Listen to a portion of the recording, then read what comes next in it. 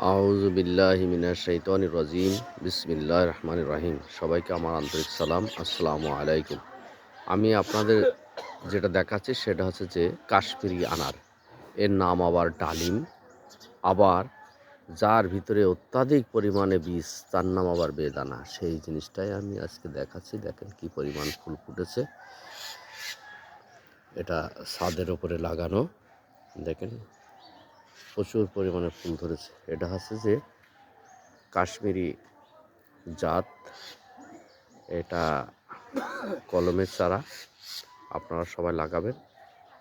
ডালিম বা বেদানা বা আনার, এটা অত্যন্ত সুস্বাদু একটা ফল এবং সবার প্রিয়।